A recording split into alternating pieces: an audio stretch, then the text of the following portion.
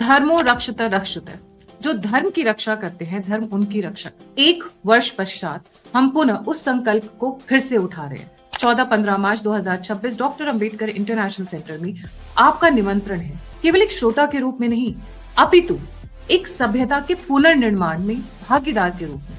इस स्वयं बोध में हमारे साथ जुड़े हुए Tejasvi Surya, Vishnu Shankar Jain, Pradeep Bhandari, Vinod Tawde, Ankit Shah, Shamik Moitra, Anupam Mishra, Avnish PN Sharma, Aditya Satsangi, Meenakshi Jain, Prakhar Srivastava, Vikram Singh sir, RSN Singh sir, Rajeev Narayanan sir, lieutenant general Dushyant Singh sir, many subject specialist and experts.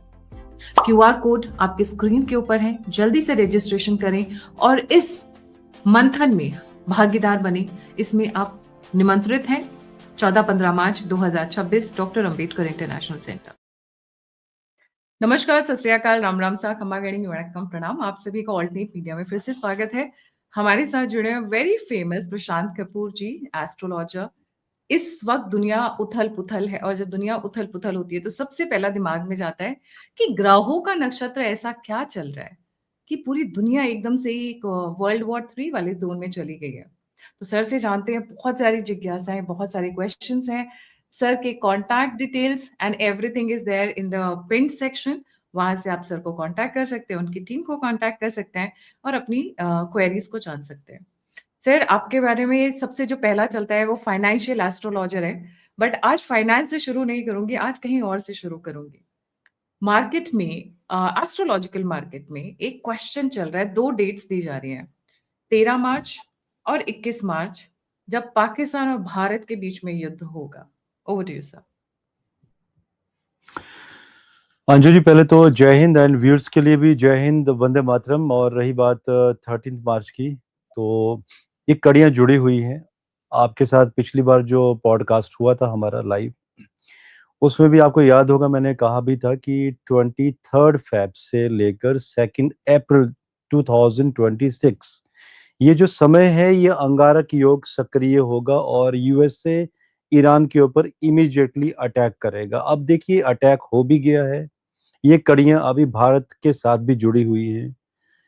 13 मार्च को मंगल और राहु 14 डिग्री पर होंगे, उस समय इकट्ठे होंगे शतभिषा राहु के नक्षत्र के ऊपर। और भारत के पास बेहतरीन सुनहरा मौका है और भारत को ये छोड़ना नहीं चाहिए, क्योंकि पाकिस्तान की कुंडली में भी वही योग दोबारा बन चुके हैं जो 1971 में बने थे, जब भारतीय सेना ने मानिक शाह जी की लीडरशिप में ईस्ट पाकिस्तान को तोड़कर बांग्लादेश बना दिया गया था। और वैसे ही कॉम्बिनेशन 26 दिसंबर 2023 से पाकिस्तान की कुंडली में शुरुआत हो चुकी है और ये तय है कि 2026 में बड़ा कुछ होगा और पाकिस्तान खंड खंड होगा। बलूचिस्तान अलग होने की कगार पर होगा, सिंध पंजाब प्रांत अलग, POK का अलग होना। तो जो आप ये बता रहे हैं, ये आई डोंट नो आपको कहाँ से इंफॉर्मेशन आई, लेकिन ये इस तरह की प्रोडिक्शन में आज से 1 वर्ष पहले दे चुका हूँ। यही समय सीमा मैंने 1 वर्ष पहले भी बताई थी कि ये एक समय सीमा ये मार्च 2026 की होगी और इसके बाद अगस्त 2026 में भी सिमिलर योग बनेंगे। तो दोनों आपस में इंटरकनेक्टेड हैं। अब इसमें बहुत सारी चीजें होती हैं गायत्री जी, जब एग्जीक्यूशन के लिए आगे बढ़ना होता है सरकारों को, क्योंकि लोग घरों में बात करते हैं कि ये मौका क्यों गवा दिया, अच्छा मौका था, अटैक कर देना चाहिए। देखिए, घर पे बैठ के ना बातें करना बहुत आसान है, लेकिन जो लोग सत्ता में बैठे हुए हैं उन्हें एक दृष्टि से नहीं देखना है। उनका दृष्टिकोण आम इंसान से बहुत बड़ा है, उन्हें 360 डिग्री से देखना होता है। आपकी सप्लाई चेन ना रुक जाए, वो एंगल भी आपको देखना है। तो जो आपने बात कही सही है और इसमें कुछ बड़ा होने की तैयारी कर रही है सरकार। और इस समय जो ग्रह योग बने भी हैं भारत की कुंडली में, मंगल में राहु का अंतर 6 फरवरी से अभी शुरू हुआ है। राहु सूर्य के नक्षत्र का है, तो इस बार भारत किसी एक्शन का वेट नहीं करेगा कि वो कुछ ऐसा पहलगाम करेंगे या जम्मू कश्मीर में हमारे आर्मी के भाइयों के ऊपर कोई अटैक करेंगे, 43 लोगों को शहीद करवाएंगे हमारे देश में, फिर हम एयर स्ट्राइक करेंगे जैसे कि 26 फरवरी 2019 को की थी। नहीं, वो टाइम चला गया है कि पहले आप एक्शन करो फिर हम रिएक्शन देंगे। अब हमारी मंगल की महादशा चली है भारत की, हम अभी रिएक्टिव मोड में कम, हम एक्टिव मोड में ज्यादा हैं। और ये पहली बार होगा जब दुनिया देखेगी कि पाकिस्तान ने तो कुछ किया ही नहीं था, तो भारत ने अटैक क्यों किया। सडन होगा ये। अच्छा, मैं इनफैक्ट उसी क्वेश्चन पर आ रही थी कि क्या पाकिस्तान गलती करेगा? वैसे तो पाकिस्तान इतनी गलतियां कर चुका है पहले भी कि उसका घड़ा भर चुका है। मैं उसी क्वेश्चन पर आ रही थी। इट विल बी अनप्रोवोक्ड, आपका कहने का मतलब है कोई प्रोवोकेशन होगी पाकिस्तान की साइड से? नहीं, इस बार प्रोवोकेशन नहीं होगी गायत्री जी, इस बार अटैक होगा, स्ट्रेटेजिकल अटैक होगा। पाकिस्तान को तैयारी करने का मौका नहीं मिलेगा। और ये जो पूरी दुनिया भारत के बारे में सोचती है कि भारत एक शांति प्रिय देश है, पहले आप हमारे ऊपर ईंट फेंकते हैं फिर हम गोले फेंकते हैं, ये भी एक नई डेफिनेशन नैरेटिव 2014 से ही सेट हुआ है कि आप एक थप्पड़ मारोगे तो हम आपको पंचेस लगाएंगे। लेकिन अब नैरेटिव बदल जाएगा बाद में। ये नैरेटिव एक नया बनेगा 2026 के बाद कि भारत कब भी किसी भी कंट्री पर कभी भी अटैक कर सकता है बिना बोले, बिना धमकी। अब ऐसा नैरेटिव भी बनेगा। दिस इज इंटरेस्टिंग, क्योंकि अभी तक मोदी जी बुद्ध का देश है और बुद्ध का देश है कह रहे थे। इनफैक्ट इस पे एक वीडियो बड़ी वायरल हुई हुई है कि जब वो बुद्ध का देश बोलते हैं तो मतलब एक कंट्री निपटने वाली होती है। कोई ना कोई कंट्री तभी निपटती है जब वो बुद्ध का देश बोलकर जाते हैं। कोइंसिडेंसेस ऐसे हैं सर। जब पहली बार उन्होंने कहा बुद्ध का देश है तो का हालत टाइट थी, दूसरी बार में ईरान की हालत टाइट थी, और तीसरी बार जी। जब से उन्होंने बोला हम लोग सब वेट कर रहे हैं कि पाकिस्तान पे कब होने वाला है। जी। सो देखिए, पाकिस्तान का तो मैंने बता ही दिया। और रही बात इस समय पाकिस्तान को खंड खंड करना। अब देखिए गायत्री, इसको मैं युद्ध भी नहीं कहूंगा कि भारत ने कोई युद्ध कर दिया पाकिस्तान के साथ। देखिए, युद्ध होता है दो महाशक्तियों के बीच में। आज अगर चाइना और भारत के बीच में युद्ध हो जाए तो उसे युद्ध कहोगे आप, जो कि होगा नहीं। अब भारत और पाकिस्तान के बीच में अगर भारत स्ट्राइक कर देता है, इसको पाकिस्तान को 5-6 टुकड़ों में कन्वर्ट कर देता है, तो उसे युद्ध थोड़े नहीं कहोगे आप। ये एक मान के चलिए कि स्ट्रेटेजिकल वॉर होगी कि बच्चे को थोड़ी सी डांट लगा दी आपने, पिटाई कर दी बच्चे की, बात नहीं मान रहा था, शरारती बच्चा था, तो आप इसी तरह से कहोगे ना। आप एक छोटे जी। बच्चे को जब टीचर डांट लगाता है या पिटाई होती है तो बच्चा थोड़ी नहीं उठा के कोई चीज मार देता है टीचर को। तो ये ऐसा वाला होने वाला है। अच्छा सर, इसमें ना 2 डेट्स बात हो रही थी। एक तो 13 मार्च की बात हो रही थी और 21 मार्च की बात हो रही थी। तो आप कह रहे हैं 21 मार्च को चांसेस नहीं है। 13 मार्च के बाद सीधे अगस्त में आएगा मौका। अगर मैं 13 या 21 में ऐसी कोई डेट नहीं दूंगा आपको। मैं यो क्योंकि 13 मार्च को जो मेलफिक एनर्जीज हैं प्लानिटरी कॉम्बिनेशंस की, वो बहुत हाईली सक्रिय होंगी उस समय। तो एक्टिव होना एनर्जीज का, इसका ये मतलब नहीं कि हम कर ही देंगे। लेकिन ये बात अलग है कि मार्च में योग बने हैं 13 मार्च के बाद। और इस बार किसी स्ट्रेटेजिकल मूव की वजह से अगर हम अभी रुक गए तो फिर ये अगस्त में कुछ बड़ा होने वाला है, क्योंकि उस समय दो फिर से सूर्य ग्रहण और चंद्र ग्रहण आने वाले हैं, 14 अगस्त और 12 अगस्त और 28 अगस्त के आसपास। तो उस समय कुछ फिर बड़ा होगा। लेकिन मार्च बहुत ही क्रिटिकल रहेगा पाकिस्तान के लिए, और योग तो बने हैं कि कुछ भारत मार्च में बड़ा कर देगा। लेकिन ऐसे दावा करना मंडेन में इस समय गलत होगा, क्योंकि जी। लीडरशिप बहुत स्ट्रांग है। हमारी जो लीडरशिप है बहुत ही स्ट्रेटेजिकल है। तरीके बहुत हैं देखने के कि कहीं हमारी सप्लाई चेन ना रुके, क्योंकि अर्थव्यवस्था काफी बड़े पैमाने पर टूटी हुई है। और राहु 12th हाउस में है। और अगर मार्च में अगर भारत अटैक करेगा भी तो सारे पहलुओं को कंसीडर करते हुए कि कहीं पे भी हमारी सप्लाई चेन ना टूटे, क्योंकि राहु मंगल से 12th हाउस में चला गया है भारत की कुंडली में, जो कि अर्थव्यवस्था में एक बड़ा डाउनफॉल भी दिखाता है। तो वो फैक्टर भी कंसीडर करने होंगे। सर, इस साल के एंड तक आपको लगता है कि Balochistan will be a separate country and KPK will merge with India? मतलब इस संयोग के बाद या फिर प्लैनेटरी कॉम्बिनेशंस के बाद जी आपको हाँ। क्या दिख? अगर हम 2026 की बात करें तो ये मैंने आपको गायत्री जी पहले भी बताया था, 2025 में भी आपके साथ एक पॉडकास्ट हुआ था, मैंने बताया था कि 2026 में निस्संदेह भारत बलूचिस्तान को अलग करवा देगा, अफगानिस्तान बलूचिस्तान के ऊपर बहुत बड़ी स्ट्राइक करेगा, पीयूके को अलग कर दिया जाएगा और 3-4 पाकिस्तान के और टुकड़े कर दिए जाएंगे। तो 2026 में तो ये तय होना ही होना है, ऐसे योग बने हैं भारत और पाकिस्तान की कुंडली में। Right, time to celebrate guys. मैं सबको पार्टी दूंगी, मैंने अपने व्यूअर्स को पहले भी अनाउंस किया हुआ है। जिस दिन ये होगा उस दिन हम सेलिब्रेट करेंगे। जगह मैं चूज करूंगी और आने का आप लोग इंतजाम करिएगा। सेकंड वेरी इंपॉर्टेंट थिंग्स है ईरान, इजराइल, यूएस, ये वॉर कहाँ जा रहा है? ये लंबा चलेगा, 2 अप्रैल 2026 तक तो रुकने के कोई योग है ही नहीं। अब उसके बाद हम और विश्लेषण करेंगे कि कब कब रुकेगा, कब क्या होगा। 3 अप्रैल से लेकर 14 अप्रैल के बीच में थोड़ा सा एक, वो कहते हैं ना, एक स्टेगनेंसी सी आएगी कि चल क्या रहा है। जैसे कई बार रशिया और यूक्रेन का जो युद्ध होता था तो न्यूज में आता भी नहीं था, जबकि चल रहा होता था। तो थोड़ा सा स्लो डाउन होगा। उसके बाद जब विश्व लगन कुंडली 13 अप्रैल 2026 के बाद जब सूर्य मेष राशि में परिवर्तन की तरफ होंगे, तब ये युद्ध फिर और महायुद्ध में कन्वर्ट हो जाएगा, जिसमें कि ईरान को बहुत बड़ा नुकसान होगा, उनके अंदर गृह युद्ध होगा और ईरान में सत्ता परिवर्तन होना तय है। क्योंकि जो कुर्द लड़ाके हैं वो भी निकलकर बाहर आएंगे, अपने देश की डिमांड करेंगे। यूएसए डेफिनेटली उनको एक्टिव करेगा, पैसा भेजेगा, हथियार भेजेगा। सीरिया में डिस्टर्बेंसेस होंगी, इराक में भी डिस्टर्बेंसेस होंगी और ईरान को काफी बड़ी परेशानियों का सामना करना होगा और साथ में इजराइल भी बड़े पैमाने पर तबाह होगा। कोई ये ना सोचे कि अगर यूएसए और इजराइल मिलकर ईरान में सत्ता परिवर्तन करवाने में कामयाब होंगे तो इजराइल और यूएसए बच जाएंगे। यूएसए को बहुत बड़ी कीमत चुकानी पड़ेगी। 19 मार्च 2026 के बाद यूएसए की जनता ट्रंप के अगेंस्ट हो जाएंगी, उनके अपने मंत्री परिषद उनके अगेंस्ट चलना शुरू हो जाएगी।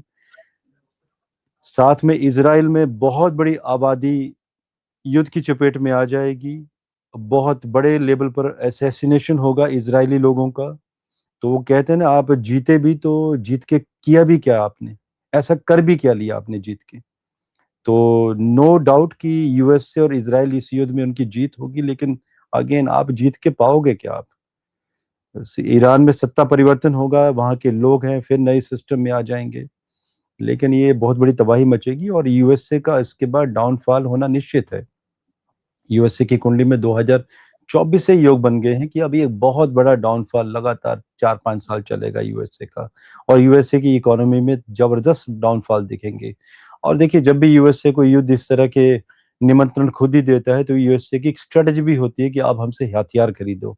आप देखिए ना, इनका एक बड़ा सिस्टम लगा हुआ था, जो रडार सिस्टम था, जो 5,500 किलोमीटर तक चीजों को डिटेक्ट कर लेता था, जो कतर में लगा हुआ था अल-अदर एयरबेस पे।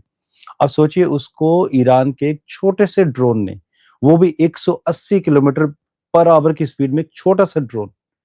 ये स्पीड ही क्या होती है वेपन्स की स्पीड तो होती 700-800 किलोमीटर से शुरू है।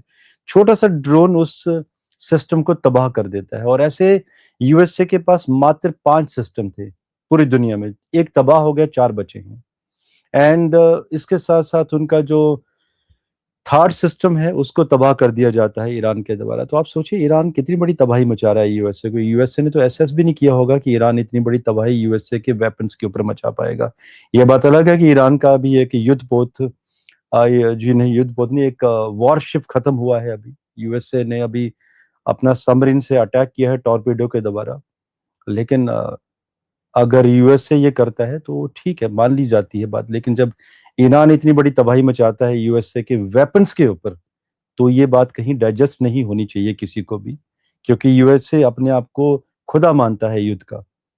तो आप सोचिए कि ईरान ने, वो कहते हैं ना कि उनको काफी बड़े लेवल पे परेशान कर दिया है यूएसए को इस लेवल पे। राइट, तो do we see more countries coming in Middle East, West Asia, आप जो भी कहें। जी हाँ, जो मैंने कहा ना आपको कि अभी कुर्दिस्तान। कुर्दिस्तान, तो अब जब कुर्द लड़ाके बाहर निकलेंगे तो सीरिया में कन्फ्लिक्ट होगा, इराक, ईरान, एंड सीरिया, ये सारे इलाके अभी जलना शुरू होंगे, भाई भाइयों से लड़ेंगे। इट्स नॉट अबाउट कि शिया सुन्नी, शिया शिया, सुन्नी सुन्नी। अब सबको अपने हितों का, अपने वर्चस्व को स्थापित करने की कोशिश करेंगे, और यूएसए ये नैरेटिव सेट करने में कामयाब होगा। यूएसए के पास कहते हैं ना कि अपनी इकोनॉमी तबाह हो जाए लेकिन आपको मजा आता है लोगों को लड़ते हुए देखने में, तो यूएसए कामयाब होगा इन चीजों में, क्योंकि यूएसए मिडिल ईस्ट में बहुत बड़ी वॉर करवाएगा अभी। अभी यूरोप को भी इन्वॉल्व करेगा यूएसए इस युद्ध में। नाटो के बारे में आपको याद होगा, मैंने कहा था कि नाटो विघटन होगा, नाटो में कॉन्फ्लिक्ट होगा। अब बहुत कुछ होना बाकी है। ये शुरुआत हो चुकी है 2022 से, रशिया यूक्रेन युद्ध से ही, और ये बढ़ती चली जाएगी अभी लगातार। और मुझे याद है मैंने 2020 में भी एक वीडियो दिया था गायत्री जी हमारे एस्ट्रो कपूर चैनल में। मैंने कहा था कि ईरान एक बहुत बड़े युद्ध का केंद्र बन जाएगा और नक्शे से उसका कई चीजें उसकी गायब होती हुई नजर आएंगी। तो थंबनेल का टाइटल ऐसा ही था कि ईरान नक्शे से गायब होगा, लेकिन इसका मतलब ये था कि ईरान के कुछ क्षेत्रफल उसके हाथ से निकलेंगे। जैसे कुर्दों की बात कर रहा हूं मैं, तो कुर्द अपना 10-15% हिस्सा ईरान से लेने में कामयाब हो जाएंगे। राइट, तो मतलब हम वी आर गोइंग टू इसमें इस पूरे सिनेरियो में बेनिफिट किस किस का होगा?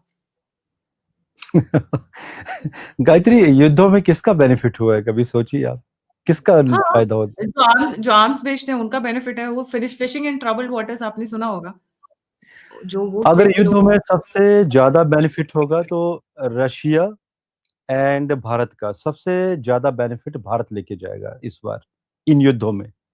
और ये एंगल अभी किसी ने सोचा नहीं है, क्योंकि अगर बेनिफिट ही पूछा है आपने तो बेनिफिट मैं उस सेंस में कहूंगा कि युद्ध हो रहे हैं दुनिया में, वेपन्स कहीं तो सब, कहीं से तो सप्लाई होंगे। जो यूएसए के वेपन्स हैं वो तो कामयाब हो नहीं पा रहे हैं, उनका अपना थर्ड सिस्टम डिस्ट्रॉय हो जा रहा है, जो बैलिस्टिक मिसाइल्स को हैंडल करने के लिए है, एंटी बैलिस्टिक सिस्टम। आपका थर्ड ही नहीं बचा, तो आप सोचिए कि भरोसा कैसे करेगी दुनिया कि यूएसए का थर्ड बाई किया जाए, या उनके रडार्स के ऊपर या F-35 जो क्रैश हुए हैं। तो अभी पूरी दुनिया की नजर होगी भारत की तरफ कि भारत से वेपन्स बाई किए जाए, तो सबसे बड़ा बेनिफिट भारत लेके जाएगा लगातार सितंबर 2032 तक। अब हम भारत दबा के वेपन बेचेगा पूरी दुनिया को। That will be interesting. इसीलिए शायद हमारे वेपन्स के ऊपर या हमारे हथियारों के ऊपर अब बहुत लोगों की नजर है। अभी कल मैंने एक शो किया था सर, हम जिस जिस हथियार को या फाइटर जेट्स को या किसी भी मिसाइल को बेचने की कोशिश करते हैं, उससे पहले उसका एक क्रैश जरूर हो जाता है। तेजस के साथ हुआ, सुखोई के साथ हुआ, इससे पहले हमारे ध्रुव के साथ हुआ। एक पर्टिकुलर पैटर्न है। शायद ये जो आप कह रहे हैं, क्योंकि हम इमर्ज कर रहे हैं, इमर्ज करने वाले हैं, और जो टॉप लेवल होते हैं उनको पहले ही दिख जाता है कि कहाँ डायरेक्ट किस डायरेक्शन में ये हवा बहने वाली है, किस दिशा में हवा बहने वाली है। तो तभी पीछे पड़ जाते हैं हमारी चीज़ों के। इसरो के सैटेलाइट्स का ही देख लीजिए, धोवल जी वहाँ पे इन्वेस्टिगेशन भी करने गए इसीलिए। जो-जो चीज़ें। हुँ। गायत्री जी, एक चश्मे से हम देख नहीं सकते हर एक डिपार्टमेंट को भारत में, लेकिन ये भी है कि खामियां बहुत सारी हैं। अभी जैसे हमारा एस्ट्रो कपूर चैनल है, उसमें हमने एक पॉडकास्टिंग सिस्टम शुरू किया है। बहुत ही कम पॉडकास्ट हुए हैं, वो भी बहुत लीजेंड्स लोगों के साथ। तो जिसमें पहला पॉडकास्ट हुआ था हमारा हमारा एक फाइटर पायलट थे, ग्रुप कैप्टन मिस्टर कैला जी। तो उन्होंने बताया था उनका मिग-21 क्रैश हुआ था, और वो भी कोई हादसा नहीं था, गलती थी। कैन यू इमेजिन कि आपका जो कैबिन है आपका, उसमें स्क्रू ड्राइवर फंसा हुआ था। बिकॉज ऑफ दैट आपका जो फाइटर प्लेन है एक साइड को ट्विस्ट हो गया था, उनकी गर्दन में नेक भी टूटी थी उनकी, और चोट लगी थी, और उनका फाइटर प्लेन क्रैश हुआ था। उन्होंने गांव के लोगों को बचाने की कोशिश में दूर जाके उसको क्रैश करवाया था राजस्थान में, जिसकी वजह से उनकी गर्दन में काफी इंजरीज हुई थी। केस लड़ा गया था उनके द्वारा HAL के अगेंस्ट, और जिसमें जीत भी हुई थी, उनको हरजाना भी मिला। अब वो केस फिर से सुप्रीम कोर्ट में चला गया है। तो देखिए, जब तक हमारा देश रिश्वतखोरी से मुक्त नहीं होगा, ट्रांसपेरेंसी नहीं आएगी, प्रॉपर चेकलिस्ट के थ्रू काम नहीं होंगे, तब तक इस तरह के हादसे होते रहेंगे। कहते हैं ना, जब आप एक मशीनरी में काम करते हैं, मेडिकल डोमेन में या डिफेंस डोमेन में, तो वहां पर गलती के चांसेस नहीं होते हैं। ये कोई मूवी नहीं बन रही है कि वहां पे आपके कोई वेपन चले तो आपने रीटेक करते रहे बार बार, या हीरो ने पंच मारा तो चलो आप उसको बार बार रीटेक करो। युद्ध है, फाइटिंग मशीन्स हैं, फाइटिंग मशीन्स में रिवोक नहीं होता है कभी भी, और कभी भी रिटर्न एंगल नहीं होता है। एक बार वो कहते हैं ना, तीर निकल गया धनुष से तो वो निकल गया, उसके वापिस आने के चांसेस नहीं होते हैं। तो हमारे देश की जो रक्षा प्रणाली है उसमें आज भी कुछ डिपार्टमेंट में खामियां हैं, एंड उनको जब तक दूर नहीं करेंगे, ट्रांसपेरेंसी नहीं लेके आएंगे, एंड सोच बड़ी नहीं करेंगे, और ये नहीं कि सुबह ऑफिस स्टार्ट हुआ 9 बजे, चाय ही पीते रहे पकौड़े दोपहर तक, एंड शाम को 2 घंटे मीटिंग की और बात खत्म, तो तब तक तरक्की कैसे करेगा देश। बिल्कुल सही। सर, अब share market, gold, property, silver, इसके बारे में प्रेडिक्शन सर, क्योंकि ये सबकी देखिए नजरें बड़ी। निफ्टी में अभी डाउनफॉल होगा, 23,500 तक निफ्टी के जाने के योग बने हुए हैं। ये मैंने इस माह के शुरुआत में भी कहा था कि 2300 एंड 2300 900 की, नहीं सॉरी 23,900 की सपोर्ट दिखाई दे रही है। गोल्ड कीमतें बढ़ती चली जाएंगी। सिल्वर रैली आई थी, तब मैंने लोगों को आगाह किया था 21-22 जनवरी को कि अचानक ही गोल्ड सिल्वर फॉल करेंगे जनवरी एंड में। जो समझदार थे उन्होंने मेरे वीडियोस देखे, प्रॉफिट बुक किया, बाहर आ गए, एंड कुछ लोगों को लग रहा था कि अब तो गोल्ड को पकड़ ही नहीं पाएंगे, और बाई करते चले गए उसी प्राइस से। तो गोल्ड सिल्वर अभी बढ़ेंगे, लेकिन धीरे धीरे। और ये जो वर्ष होगा कॉपर का वर्ष है। मैं एक आइडिया टेंटेटिव दे देता हूं, अगले वर्ष इन्हीं दिनों में मार्च 2027 के आसपास गोल्ड आपका 240 250 के आसपास पहुंच जाएगा, और सिल्वर आपकी 3 साढ़े 3 से ऊपर होगी। और रही बात कॉपर की, तो अगले वर्ष इन्हीं दिनों में कॉपर की कीमतें जो आज चल रही हैं, जिसे हम रेड गोल्ड भी कहते हैं, अगले वर्ष तक गायत्री जी ये कीमतें डबल हो चुकी होंगी। क्योंकि आपने कॉपर के बारे में नहीं पूछा, तो वो मैंने एडिशनल आपको बता दिया। लास्ट टाइम भी सर आपने कॉपर के बारे में हमें बताया था कि we invest in copper shares and copper जितना आप कर सकते हैं। सिल्वर का क्या रहेगा स्टेटस? सिल्वर देखिए ना 4.5 लाख पहुंच गई थी। और गायत्री हमारा चैनल है एस्ट्रो कपूर, आपको पता भी होगा, कई बार आपसे ऑफलाइन बात भी हुई है। तो उसमें हर माह के अंत में मेरे 4 वीडियोस जाते हैं लाइव, मेंबर्स ओनली ही होते हैं, जिसमें Nifty, gold, silver and copper. तो मुझे अभी भी याद है, मैंने 30 या 31 जनवरी को वीडियो दिया था, या 29 को, तब मैंने कहा था कि सिल्वर अभी 2 लाख के आसपास फिर आ जाएगी। और वो तब मैंने बात कही थी जब सिल्वर 390 और 410 के बीच में चल रही थी। तो कई लोग बहस कर रहे थे मेरे साथ, क्योंकि वो लाइव देता हूँ सेशन में, लाइव चैट चलती है, तो कई लोगों के लाइव क्वेश्चन के आंसर भी देता हूँ। लोग बहस कर रहे थे मेरे साथ कि प्रशांत कपूर जी ऐसे कैसे कह सकते हैं, चांदी तो 4 लाख कह गई चली गई है, आप 2 लाख पे क्यों लेके आ रहे हो इसको बार बार। तो आप देख लीजिए, लास्ट उन्हीं दिनों के बाद जो चांदी में करेक्शन हुआ, जो मैंने डेट दी थी, एक्यूरेट पिन पॉइंट एक्यूरेसी थी वो, एंड वो 5 फरवरी तक आते आते चांदी आपकी 2,05,000 के आसपास आ गई थी। तो आप सोचिए, जब मैं कह रहा हूँ कि 1,85,000 से 2 लाख, तो 2,05,000 में आ गई, तो वो नियर बाई ही तो हुआ डाटा, वो उसको एक्यूरेसी तो कहोगे आप।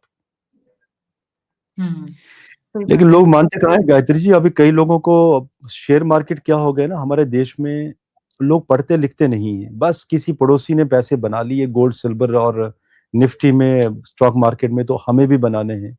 ये नहीं सोचते कि भाई आप ये तो देखो आपका लक किस इंडस्ट्री में है, कौन सा डोमेन, आपकी कुंडली क्या बताती है, आपकी ग्रह चाल क्या बताती है कि किस चीज से लाभ होगा, तो उस चीज को पकड़ो ना आप।